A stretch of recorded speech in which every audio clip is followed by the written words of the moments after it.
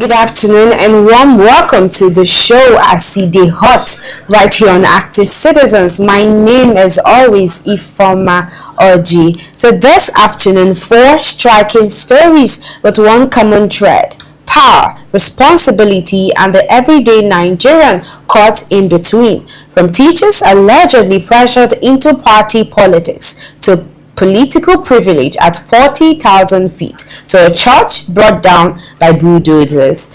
First, finally, a stranger punished for simply trying to save a life. Let's begin in Enugu State, where allegations are raising serious questions about democracy and workers' rights. Reports claim public school teachers are being asked to submit their national identification numbers and even their family members' details for registration with the ruling party, the All Progressive Congress (APC). The alleged threat: comply or risk losing your job. The Enugu state government is yet to formally clarify the claims, but labor group says if jobs are tied to party loyalty, that crosses a dangerous line. And the question many Nigerians are asking this afternoon is simple: when public service becomes party service, who protects the people? Good afternoon once again. The show is at the ACD Hot right here on Active Citizens. I have with me in the studio, I have Sharon Enebchukwu and Genevieve Okeke. Good afternoon. How are you doing this afternoon? I'm fine, and you? I'm fine. How was your weekend and how was yesterday? I mean, just me, what's going on? Well, it's hectic, but we thank God that it's going smoothly. Oh, that's right. Tasha, Wachuku, Alpha. I'm fine. I'm fine. How are you this afternoon? Very well. You look good, Miss Pinky. Thank you. You too. All right. So for our first story for the day, we don't have a video, but this is coming. The directive, according to the rumors we heard, was coming from Enugu state government. They asked that all the teachers and even their family members should submit their details, their NIN, that if they don't submit that and if they don't register for the what's it called, the membership, APC membership form, if they don't submit it and if they don't join APC, that they risk losing their job. And this has garnered a lot of attention online, a lot of people saying that the governor, this is more like this is another autocracy booming. And it was for me quite shocking that the governor of Enugu state could actually do something like that. Though we're still working on speculations, it's not yet being clarified by the Enugu state government. But I'll start with you, Sharon. What's your take on this? Like you said, it's given us autocracy, honestly speaking. I remember for the morning show when we were talking about the governor of Anambra State, Governor Charles Soludo, and you mentioned how you thought his process and his ways concerning the Onitsha main market was autocratic. And now in Enugu State, it's a different type of autocracy. This is forcing down your throat what you don't want. Exactly. Because I have not decided if I want to be an APC member or not. I have the freedom. The last time I checked, right, we have the freedom to join whichever party we want to join. We practice a multi-party system of governance, right? Which means I can choose to be under any party. If you are, because you defected to the party alongside your lawmakers, defected to a particular party, which happens to be the ruling party, it doesn't compel the people of that state to become members of that party. It really reminds me of Edo State, where Governor Kwegolo came out to promise, I think now it's about 3.2 million votes, right, to the president. Yeah, so yes. It's no longer 2.5. No, he added that of his deputy and someone else. So I think just together is 3.2 million votes that they're promising him. So it's as though you're trying to repeat what the Edo State governor is doing, promising the president an amount of votes and ensuring. Now you're starting with teachers, and it's so sad because teachers, I feel for them, right? They do the most. They put in their heart into their work, only for them to, because you're not being paid enough, maybe they know they're not doing as well, people that don't have side hustles, you are now forcing them in order to keep their jobs. That is the height of autocracy to me. Well, that's for me, like you said, is the height of autocracy. But still talking about the topic now, Genevieve, like I said, you've heard from Sharon. What's your take on this? Do you think this is more like the governor of Enugu State, though it's still a speculation? Do you think it's him crossing the boundary with the citizens of Enugu State and the workers? First off, he has already crossed the line, crossed the boundary. Starting from when you go to the rule of law and you check the constitutions, yes, you would see that he's infringing on the human right. First of all, you have no audacity, or you don't have any right to go and tell someone or to create someone and force someone to join a party that they don't have any intention of joining. So he's crossing the boundary. What we are seeing here is power toggle, like, oh, I'm in charge and you have to do. In fact, this is looking like a tyranny case, because why are you coming to, and you're even threatening them? And you know the worst part here is that he has a hold on them, because he knows that teachers are less appreciated for what they do. So they know that okay, this 100,000 let me just join, or I'll join. It's just as long as I'll have my job, let me just join it. And this is the height of it. Like, this is what we are talking about in Nigeria.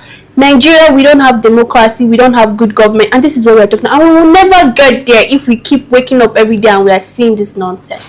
Wow, that's interesting. Now, Sharon, do you think that we are slowly kind of normalizing intimidation in Nigeria? Because a lot of people will say it's either you join them or be eaten, something like that. If you cannot join them, you join them. Okay, I think, right, this is, I don't know, honestly, I've not seen it like this before in Nigeria, honestly speaking. We have seen some length of extremism when it concerns governance and government, but like this, I'm not sure I personally have seen it like this before. I don't know if it's becoming a trend. I don't know where it started from. I don't know if it started from Wike. I don't know, because if you look at it, Wike really has done a whole lot and they've let it slide now. And even when he was doing all these things, he was not even governor. He was minister, and he just left seat as governor. Now these are governors now saying to themselves, okay, yes, I am the governor of this state. I am the #1 citizen or resident of this state, the chief security officer of this state. I can go ahead and do whatever I want to do. But if you look at the decisions they're making, it is always in alignment with the center. Because if this was against the center, if he was perhaps in ADC, if he was in ADC and he came out and said, oh, everybody must sign this registration form, right? Yes, they would fight him. But now nobody is going to talk, because it's all for the benefit of the president. It's all for the benefit of the party. It is helping their vision, which is to have, I think, a one-party system and reduce it from multi-party to one-party system. That is why we're not having people checkmating these things, because in a normal country, you're not supposed to wait somebody. You don't force. These are the situations you even call state of emergency. You know, this case is quite a serious one. Like both of you are saying now, this is autocratic for me in nature, and in recent times, I've not seen somebody doing something like this. This is the first governor that I've heard that did something like this, and it's quite, shocking. But in APC now, we've had over 31 governors, remaining 5 now out of the 36 states in Nigeria that have joined this APC. And a lot of people are saying that the whole thing is all about persuasion, that all of them were persuaded by the government. Some of them were promised appointment and the rest of them, and that is why they are all joining APC. But to come and start telling teachers or persuading teachers, coercing teachers to join the party. If teachers join today, tomorrow who else are you going to persuade? Are you going to come for the market people? Are you going to come for the nurses, the healthcare sector?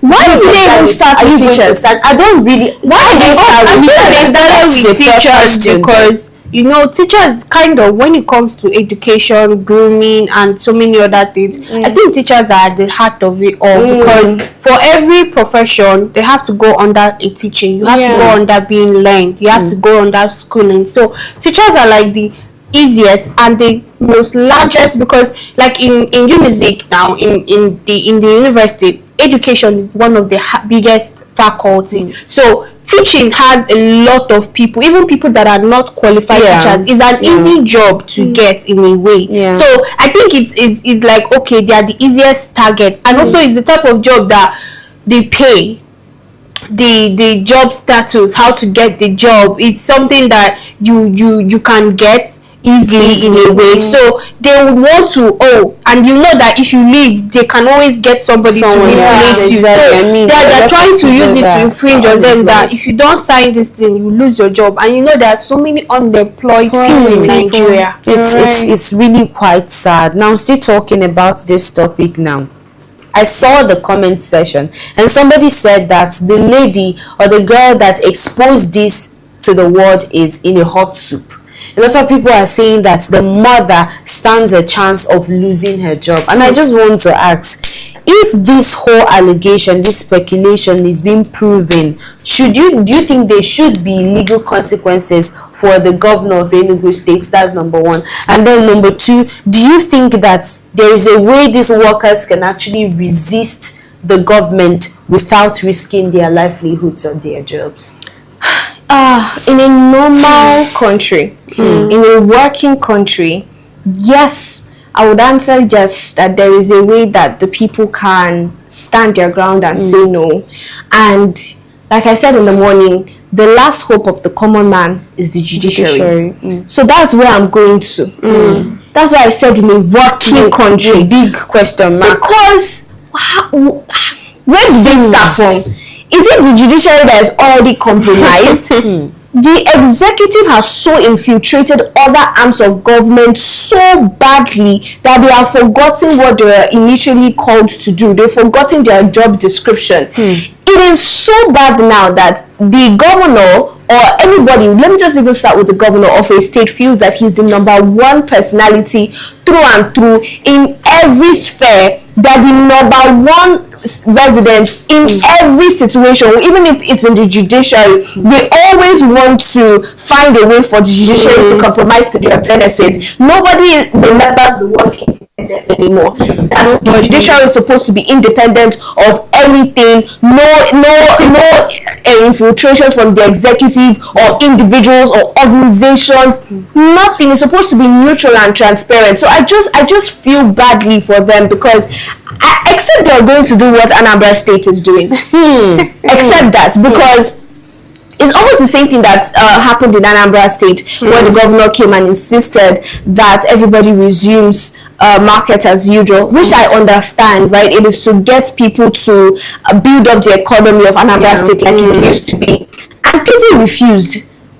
They came, they saw some people, and some people did not come out, and they were in their numbers. So except they're going to have that united front, and the teachers, we have teachers association, where they can come together and say no. Protest is another option. Since the matter has not been taken to court, where a court will come and say nobody should protest, they can't start from protest, and we'll see what happens. And they should also maximize social media as well. Protest now. I mean, protest now is more like risking their lives, because we've seen, in recent times, people coming out to protest, and a lot is either you're imprisoned.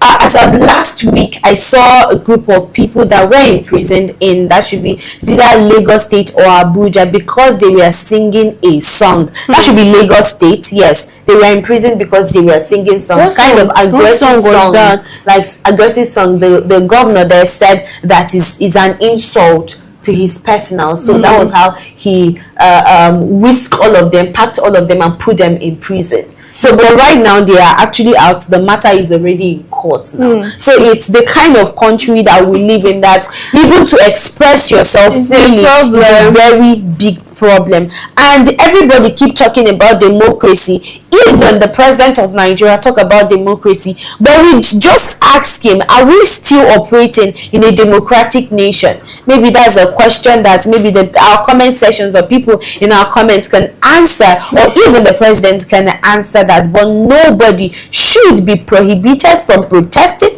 Nobody should be coerced or forced into registering for any party out of their own will. If they want to join any party, let them purchase the form, fill out the form, and submit, and know that I did this myself. Whatever turns out, there is no problem. I will bear the consequences, but not, I mean, this whole autocratic nature of persuasion. But let's move over to an interesting story still on the labor market. Now, a viral post showing Adams Oshiomhole, former Edo State governor and ex-national chairman of the APC, boarding what appears to be a private jet, has stirred mixed reactions online.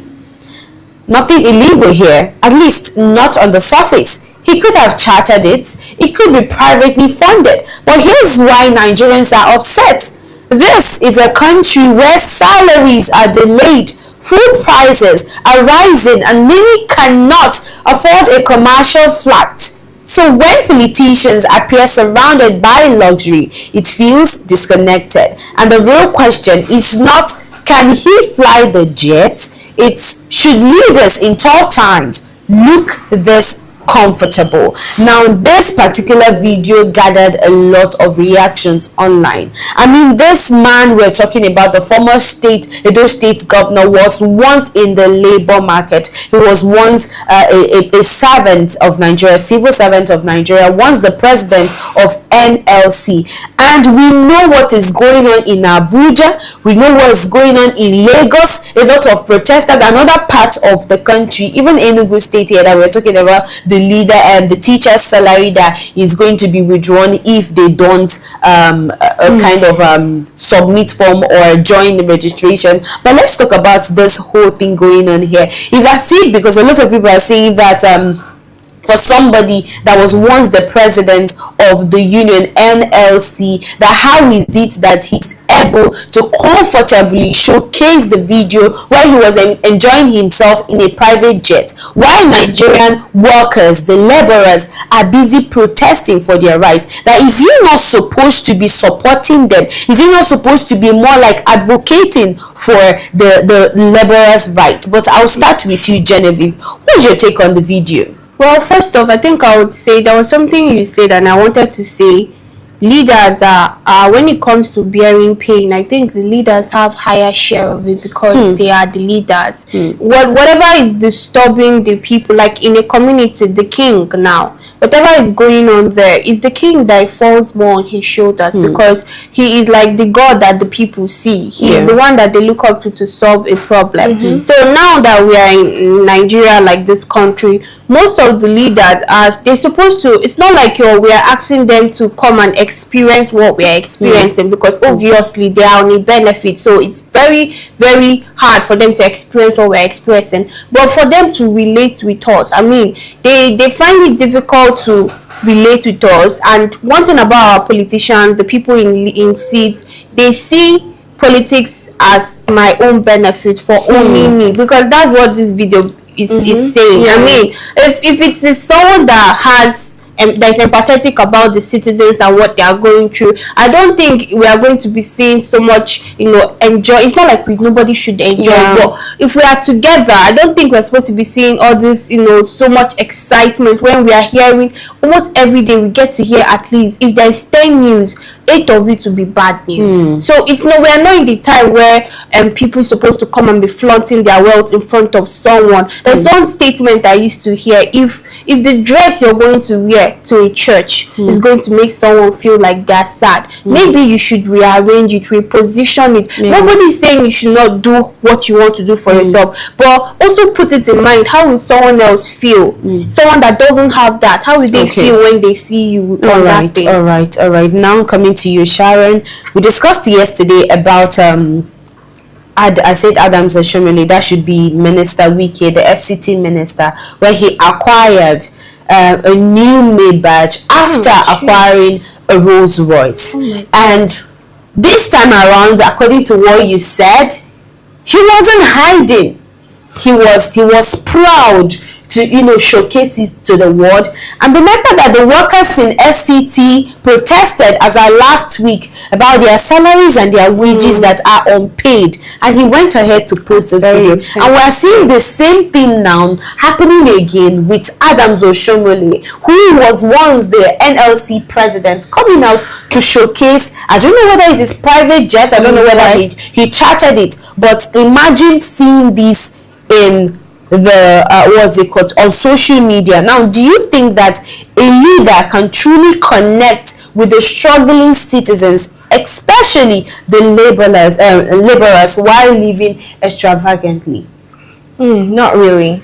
You know, this is why when Oshomole came out to say that food prices have dropped, he said that food prices are now very affordable, very cheap, and all of that. And I remember saying, it seems as though there are two different countries in one. There is a part that we don't know about, and another part where our politicians are living, and that is the part where I'm seeing the remarks from Oshomole concerning this particular video, and he's saying you can't have the same experience from 30,000 feet in the sky, and I do agree with that. And you know, just to clarify that, it was not, this video we're seeing did not come from Oshomole. It was coming from his wife. So it's the type of things ladies do. Maybe they go out with their man and they are making a video. Just that this one is, they're not in a car, they're in a private jet, and that is where we're getting this video from. And you know, it's just the fact that even though he was not the one that actually came out to post this, it is undeniable how fly these politicians are living, and that is why when they say certain things,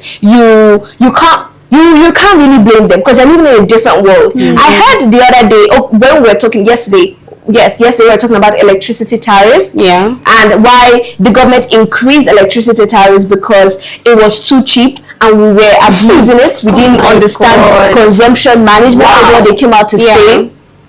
Now, we need to understand that cheap is subjective. What I call cheap is not what the next person is going to call cheap, right? What I call good is not what another person. We have different standards, and although a majority of us have similar standards, or okay, this is expensive, this one is not expensive, the other people there, imagine spending 20K on a haircut, and it's nothing for you. It's even cheap. Yes, it's cheap. Oh wow, where I went to the other day was 75,000. Where did you get it for 20K? And now hearing someone complain of haircut that used to be 1.5 is now 5,000.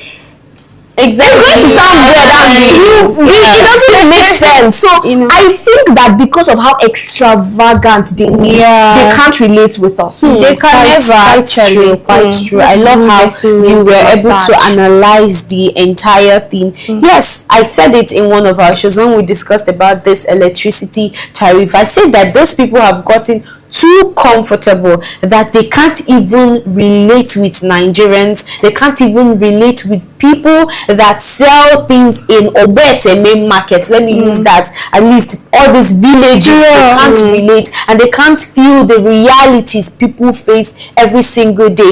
And I don't think he even plies on the road. I think maybe he flies everywhere he goes to, because if he does, he's going to see people hawking in the streets. Ask these children, how were they able, are they going to school? How are they able to stand on the road under the sun, which is something that these people can never ever in their lives do? And it's quite difficult, and it's quite disheartening that we're living in a country where some people live in a glass house and they constantly throw stones at people that maybe they regard as peasants, and it's not, for me, it's not soothing, and that culture should actually be abolished. But this is where we move over to the next topic for today, which is Ibadan State, where controversy trails the demolition of a worship center linked to GF David Ministries.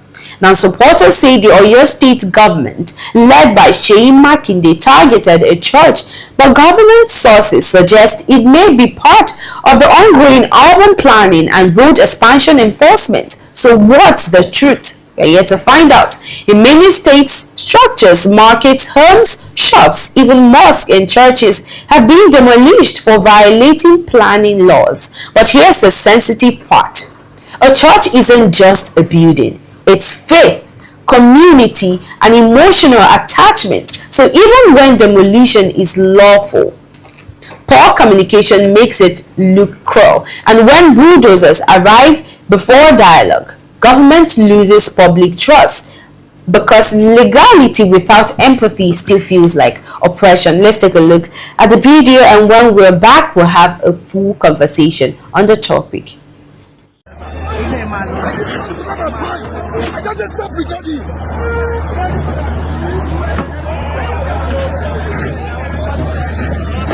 Move away from there.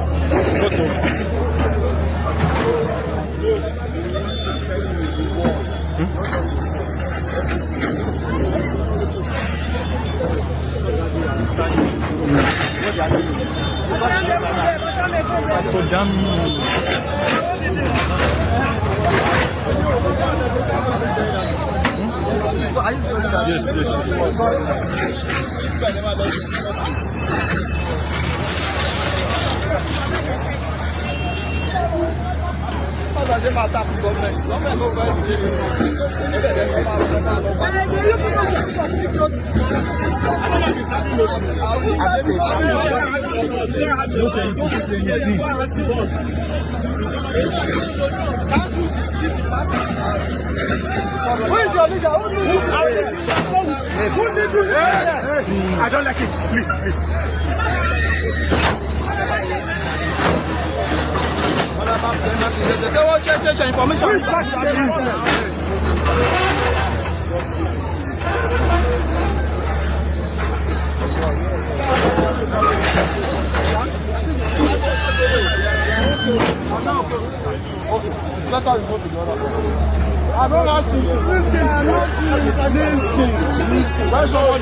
Show is still ACD hot right on active citizens, and we just watched the building church that was demolished by the Lagos state government, the Oyo state government. Though it's still speculations, we are not yet certain, and the government of Oyo state is yet to confirm this particular incident. But I think this is quite disturbing, because it's sensitive in the sense that this has to do with, faith, people's communism and the rest. And I'm just going to start with this question. I'll start with you, Genevieve. The questions that people are asking now is, if this was actually given a fair notice, if the church was given a prior notice before the demolition, and do you think that even if they were given a prior notice, do you think it was still right, bringing sentimental belief now because of what church stands for, the Church of God and the rest of them?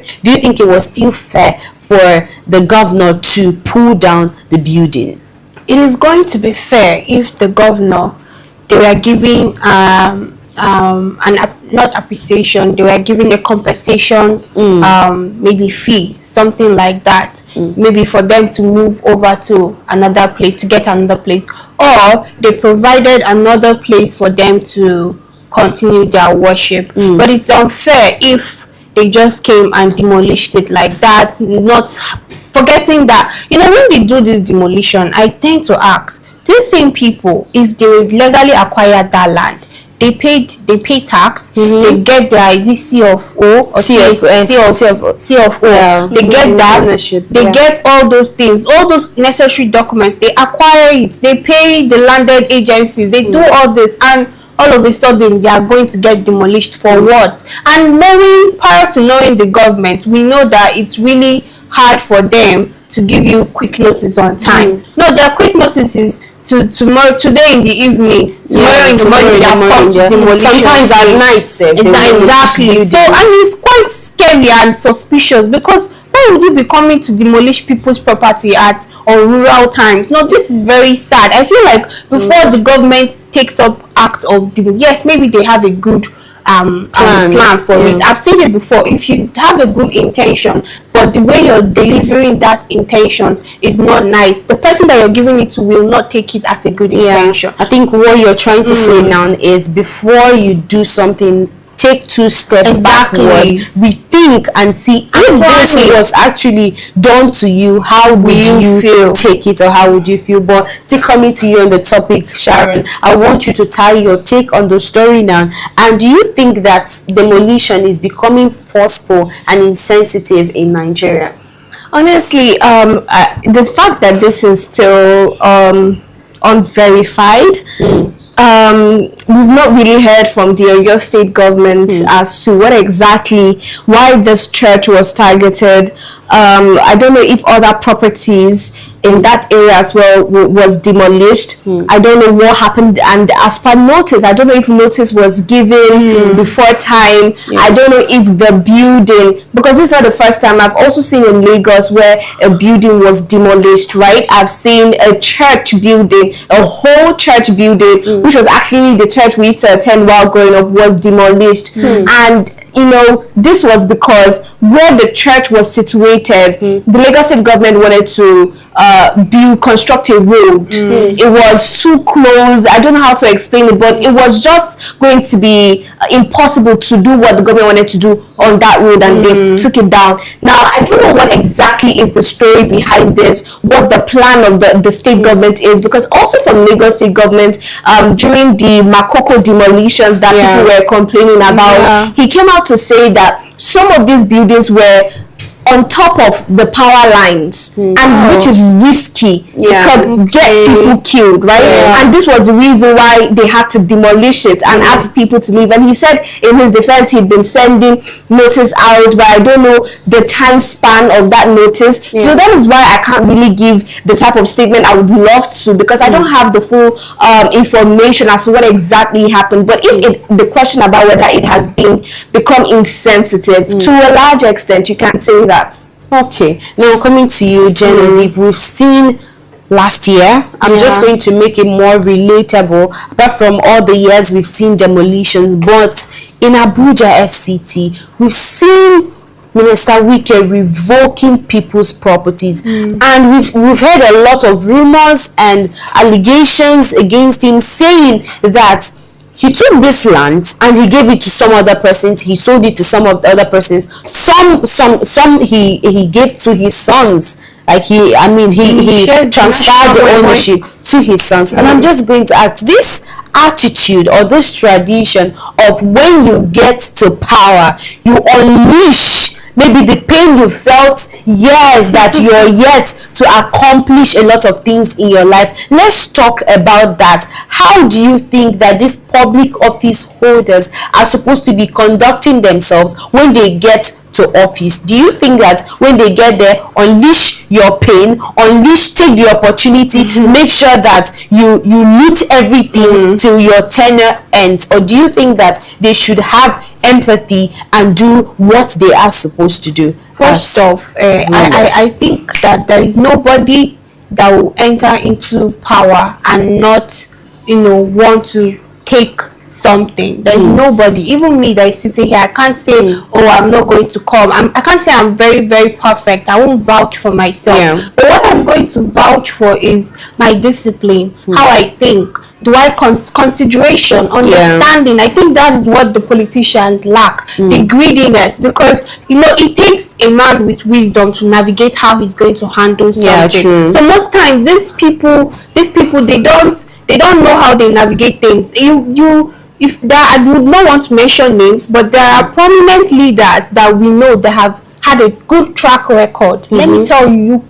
if they tell you that those people have siphoned money, you will not believe. But you don't come out to see them show an extravagant lifestyle or trample on people, because what I keep seeing here is the politicians, the leaders, because they get to acquire so much wealth and all those things, they feel like they are gods, and they trample on the people that are actually working for that wealth. Because it's Nigerians, it's the citizens' hard-earned sweat that these politicians are sitting on and enjoying. So I feel like politicians, leaders, people on high powers, when you're doing something, if you want to share the national memory, share it with understanding. Please, because you are taking on people's sweat. People go out every day just to hustle and pay tax and pay government fees, pay whatever things they have to pay as citizens, and at the end of the day they are not seeing the fruit of their labor. It's painful. It's quite painful. Now let me just tie the story with my take now. I've seen the governor of Enugu State, the former governor of Enugu State, I think that should be Sullivan Chime. During his time, Enugu State got to witness democracy at its peak.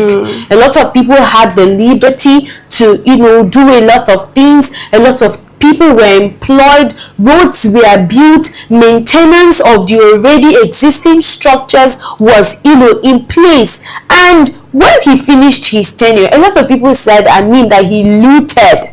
That he looted money. Of course. But in a situation whereby you loot money, but the necessity is being put in place, the basic amenities that you're supposed to provide for the people, you do that, you do your due diligence in office. People will not even mind if you loot all the money, the taxpayers' money, everything, so long as you do the right thing. They don't have to your beg for diligence. Exactly. But still talking on this topic now, Sharon, do you think that communication should have been better? Dialogue with these church members or the church leaders would have been better to prevent the outrage. I wanted to say something, and it's the fact that like you said when you were giving your take, I don't understand why it gets to a point where it seems as though these politicians, they get to the place of power and it seems as though that power has robbed them of their humanity.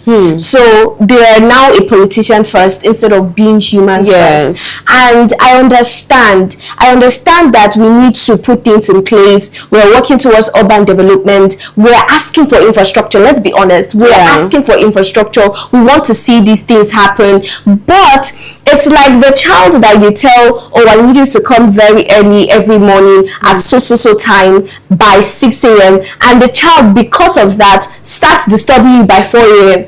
You are taking it to the extreme. You're being extreme. So I think that is what is happening now. In as much as we want to build this infrastructure, we want to put things right, we need better planning, better development to even attract tourism into the nation or into our cities. We do need this for revenue generation, something that is not oil, right? But the way and manner in which we're going about it is going to always be my problem when it concerns the government, and this one is not an exception. Even. Still talking on the topic, I'll just generalize this by saying that, just like I always say, it's quite sad that this continue happening. And you mentioned something about investment. The international body is watching. They are like, they have spectacles. The way you go to Google and you search, once they click Nigeria, a lot of things, negative things about Nigeria will pop up. And if I am an investor and I see such a thing, and the president of the country is telling me that there is no corruption in the land, that there is security in the land, that the reforms that he wanted to enforce during his time is already put in place, and I watch these videos, see all these things, God, I'm going to be deterred. I will never, and I will make sure that none of my friends invest in such a country, because a country that people are grappling with insecurity, people are grappling with inflation, even people that are laborers are even scared that one day they might even lose their jobs. They are not even paid. They work, transport every day, but pay me my monthly salary is a problem. When I demand or protest, you said that it is frivolous. When I protest, it's either you tear gas me, or you shoot at me, or you do other sorts of things to me, you imprison me. When is all these things going to stop? But still talking about humanity, let's move over to the next story in Ojota, near Maryland in Lagos. A man reportedly stopped to help a pregnant woman in labor. He made a U-turn, he stepped in, and he tried to save a life. But amid the chaos, 125,000 naira meant for mother and baby supplies was allegedly stolen by bystander. Yes, while a woman was giving birth, someone was stealing. Now, the story shared by Punch newspapers has sparked heartbreak online, because this isn't about money, it's about something deeper. It's if Good Samaritans gets punished, next time who will stop to help? Now, this is a question that a lot of people are asking, but before we dive into the story properly, I would want us to take a look at the video of the man, the said Samaritans, kind of expressing and detailing his ordeal while delivering the woman's baby. Let's take a look. What kind of wall is this one now? What kind of wall is this? Trying to pass the woman, she held my legs. She collapsed. I now use the Govt detergent to wash, sterilize my hands. Because you can see, I'm a mechanic. I fix cars for a living. My nails are always dirty.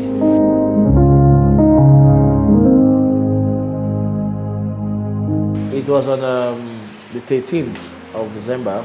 I came all the way from Ilorin. So when I got to Ojota, Labour, heading towards Maryland, there was a woman by the BLT. Being on the bike, your vision will be narrow at that speed. I was at around 80 to 100. So you're looking at a tunnel vision inside your helmet. So I just saw her standing. So I had to adjust my mirror. In adjusting my mirror, and I saw her again. I had a good look of what was happening to her. She was like in distress or something, or she lost something. So I left. I did a U-turn, one way traffic on the BLT. So when I got there, asked her what happened.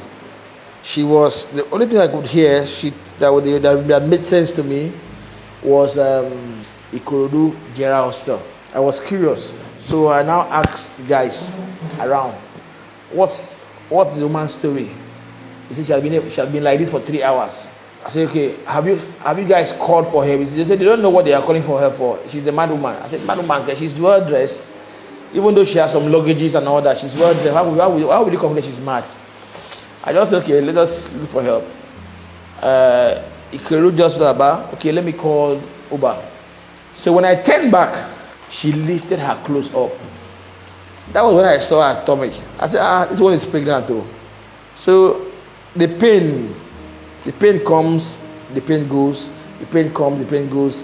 But the pain came permanently, you know. So I now touched the womb. The womb, like something was moving inside the womb. I said, this one is in labor. I cannot wait for the Uber. And I was like, okay, let's call. Because I asked them, have you guys called the emergency? They've called the emergency even before I arrived. That was 3 hours ago. So I said, have you called the emergency? And I went back and I called the emergency myself. I did like 30 minutes before they picked my call. Told me they were coming. I told them where I was, they were coming. I waited. So in the course of my waiting, let me just wait in vain. Let me do something. Okay, please, somebody help me get a vehicle. Since she said it could look just hospital, that means she might have been doing antenatal or whatever there.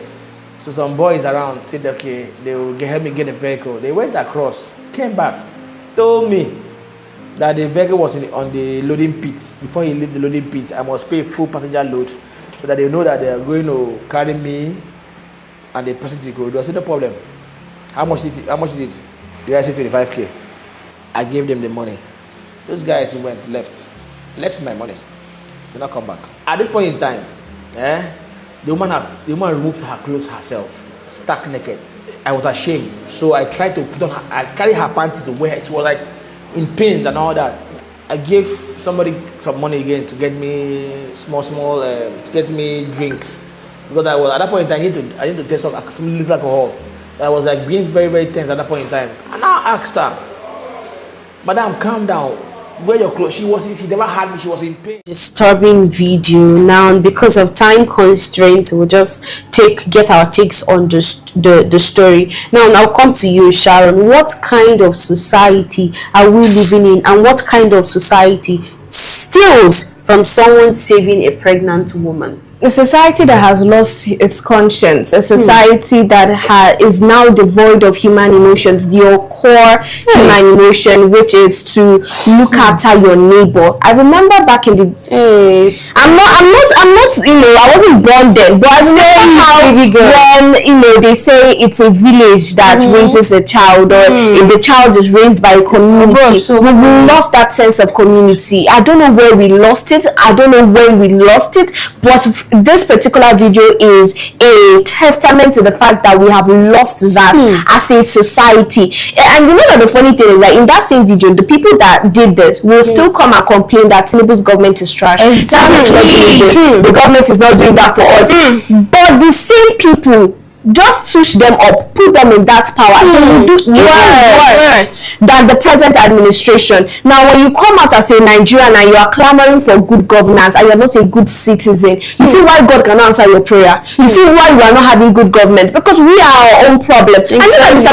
Peter Obi came out to say that the politicians are the problem of Nigerians. I agree to an extent, but also Nigerians themselves, the citizens themselves are the problem that we are facing. Because tell me why this man, who is supposed to have been congratulated, awarded, applauded for the good deed that he was trying to do, is as though you are robbing the dead. Someone is dead, nothing else, and you go and still rob the dead. This is the height of wickedness in our society. God. This is the height of wickedness. And I'll start by saying, I really appreciate this young man for doing what he did. We talk about Samaritans, we talk about philanthropists. This man you're seeing here is not a medical doctor. And it is a miracle that he was able to deliver a child in such circumstances. And it's so sad that we've lost touch with humanity. Nobody is feeling like, let me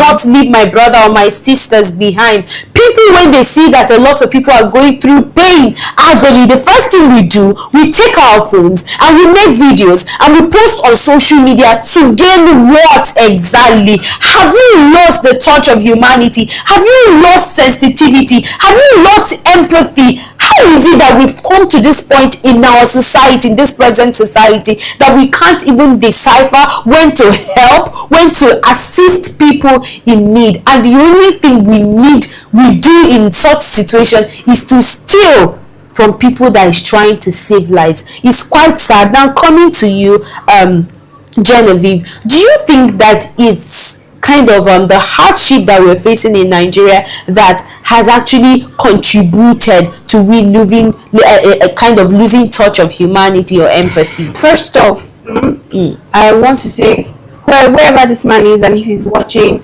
God bless you. Please don't stop. It's going to be very hard in this kind of country, but don't stop. God bless you. Now, coming to that, it's not every time that there's a saying, when the chicks are born, they follow the mother hen. So it's not every time that you blame the government. I said it before, that it takes wisdom for someone to navigate something and discipline. So we, the citizens, we want to have someone to fault. We should also fault ourselves, how we relate with people. I see the times when they will increase something or like this tax stuff now. We see people that will, in their shop, there's currently a woman now. If I come to buy something, I'm transferring 15 naira every time. Not like that in other shops. Not like that in other shops. So these are the things. Why am I transferring 15 naira for what? Now the bank is charging them. These are the things that, like, okay, the bank is not charging me. So these are the things. We, the citizens, we also need to tell ourselves the truth. We need to look at ourselves. Where have our humanity gone to? Where have our understanding gone to? Why do we want to lose ourselves so much? Yes, maybe the hardship has encroached on it, but it doesn't mean you still have a choice. I was talking to my younger brother yesterday. yesterday, and he was telling me, all these people that know they don't have something to do, they chose to do whatever it is. Exactly. So you still have a choice for you to be kind. I mean, how come somebody be doing such a nice thing, and the next thing the person you're stealing from him, and then the people are surrounded and be videoing, and it is very, very sad. It's very, very sad. Nigerians, what is our problem exactly? I'm telling you, we need to look into ourselves. Exactly, we really need to look within. Maybe go for brain evaluation, because this is what we need at this point in time. Because tell me how such an incident will be happening, and you're seeing, according to the man, he said at a point the woman stabbed herself naked, and he was astonished. He didn't know what to do at that point in time, and bystanders were standing, like people were standing looking, watching. Like, how seriously? I don't know how we got to this point that we are in Nigeria, and how is it that we've lost touch. Add to that, there's not even an emergency. I was coming to that particular thing. Now, in a sane country, we have emergency teams, cars. According to the man, he said at least 3 emergency vehicles passed him. He was trying to weigh them down, that they were just passing, leaving the incident, seeing what was going on. Now, in a normal country, because I mean this is an abnormal country. In a normal country, Sharon, how is this situation supposed to be treated? First off, right, there should be emergency units. Then in the hospitals, right, they need to be in the emergency ward. We do have emergency ward, but you have to go there. You have to take your loved one there. They can't come to where you are. So we need that emergency response. We need hospitals that are well staffed with people who know. We need paramedics, people who know how to do these things. We need vehicles. We need ambulances, because the other day we were talking about Lagos. 100 ambulances in a full Lagos, 100 in the entire Lagos. Now this is because it's Lagos State, that's why the number is high. And just to even add that individuals contributed to that number. Individuals contributed to that number. The ones that the government provided were about 40 ambulances, right? And then if you see things like that, you'll come to a place, and I really feel for Anthony Joshua when he came out and he was making the same remark about his the accident that he was involved in that took the life of his best friend for years and that injured another friend of his. The emergency attention to accidents, road accidents, hit and run, we have nothing. Do you know what the worst part is? Let me even tell you, let's be honest with ourselves. Let me tell you the situation of things now. If you go on the road and you see someone who was attacked, you're trying to render, you know that the normal thing is to render assistance. That's why there's a caveat where we say, where has the humanity gone? The initial reaction is, if I help this person now, police will implicate me. They will start saying, what were you doing? They will just find a way to pin it on you. So now, if you know what's good for you, the mindset is, let me just leave this thing now, so that I don't implicate myself and I don't put myself in a mess. Because from helping somebody, it's going to always become something else. Because the police, they don't have the strength for investigation. They don't even have what it takes to conduct a proper investigation. So if you're asking me what should be the normal response, first of all, we should have emergency units, we should have paramedics, we should have ambulances first, and a working police force. Exactly. Quite apt. I mean, poverty should not excuse crime in situations like this. It should never.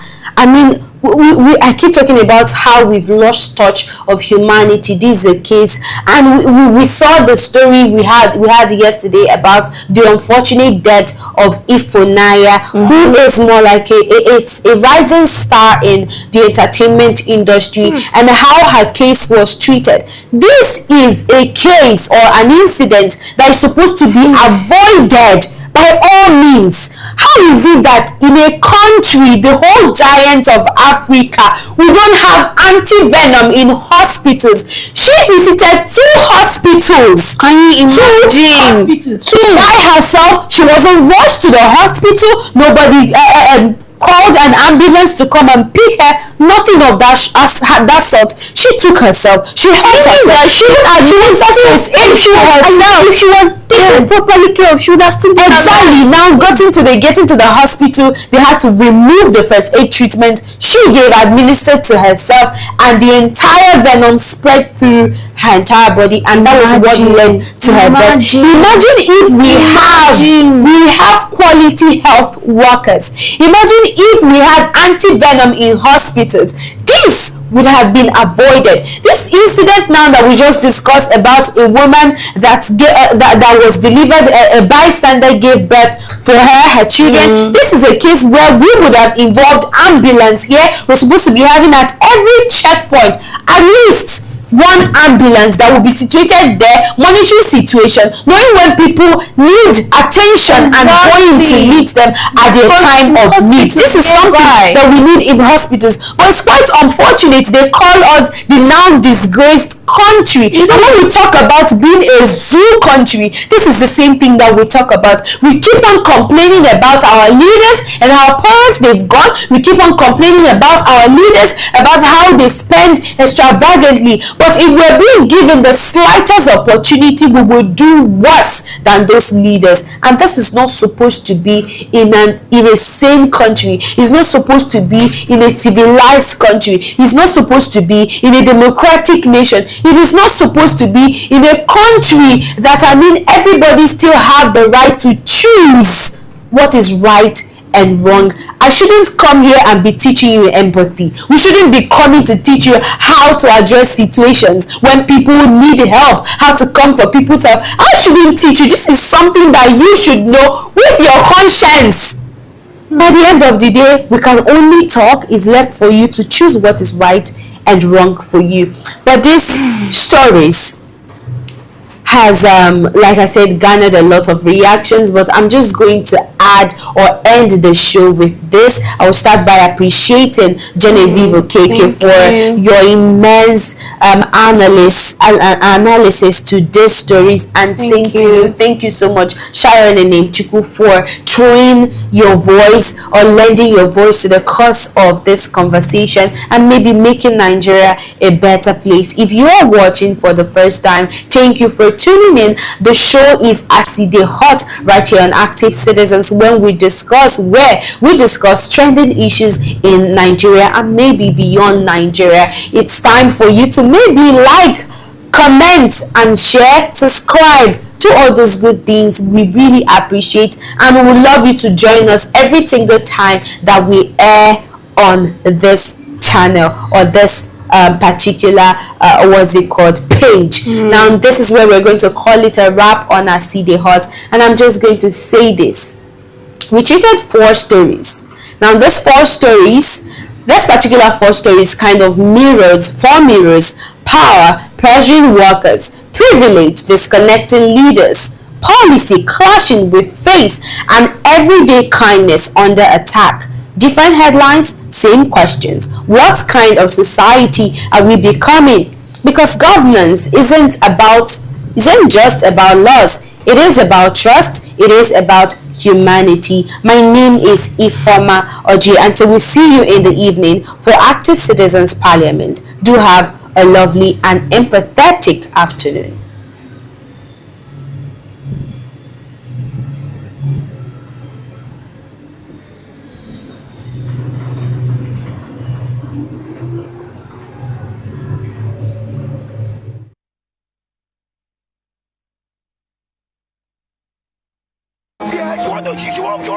You want body here now? Let me there, yeah. Nobody be happy about this guy. What kind of wall is this one now? What kind of wall is this? Trying to pass the woman, she held my legs. She collapsed, and I used the Govt detergent to wash, sterilize my hands. I'm a mechanic. I fix cars for a living. My nails are always dirty.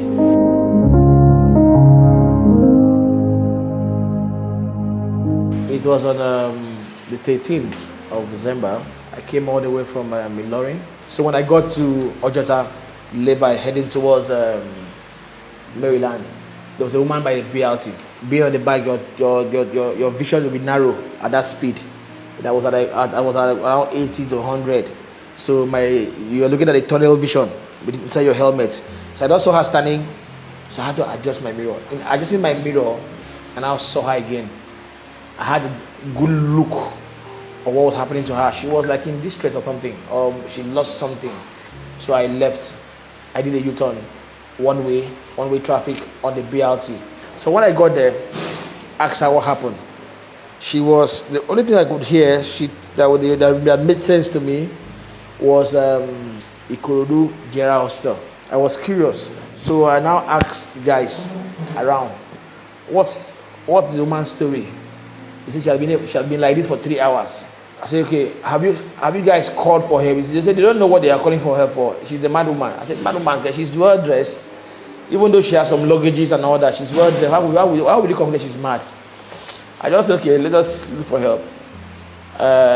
Ikorodu just was about, okay, let me call Uber. So when I turned back, she lifted her clothes up. That was when I saw her stomach. I said, this one is pregnant too.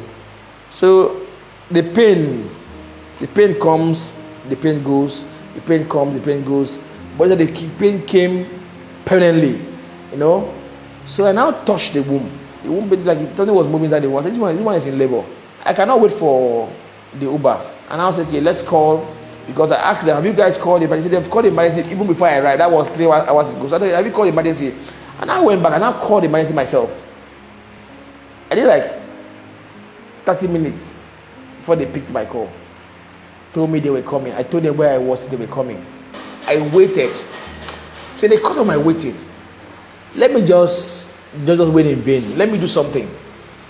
Okay, please, somebody help me get a vehicle. Since she said Ikorodu Hospital, that means she might have been doing antenatal or whatever there. So some boys around said, okay, they will help me get a vehicle. They went across, came back, told me that the vehicle was on the loading pit. Before he leaves the loading pit, I must pay full passenger load so that they know that they are going to carry me and the person to Ikorodu. I said, no problem. How much is it? The guy said 25K. I gave them the money. Those guys who left my money. Did not come back. At this point in time, the woman removed her clothes herself, stark naked. I was ashamed, so I tried to put on her. I carried her panties to wear. She was like in pain and all that. I gave somebody some money again to get me small, to get me drinks, because I was at that point in time. I need to taste some little alcohol. I was like being very, very tense at that point in time. And I asked her, Madam, calm down. Wear your clothes. She never had me. She was in pain and all that. And also a guy standing, well dressed, observing all what was happening. I know really well that you get pampers for newborn, you get spirits, you get wipes. Normally, when I was younger, you say napkins and all that. I don't know about now napkins, but we had to put everything into the list. How much is it? He said 100K will be enough for now. 2 bundles of 500 naira note gave to the guy. A bus passing by, he flagged the bus, entered the bus and left. That was the end of that guy. And also that guy again. 125,000 gone down the drain for nothing. That was where I was angry. Tears ran down my eyes that we've lost humanity. At this point of our lives, we prefer money over the life of human beings. That I stopped and all of this. I don't to pray.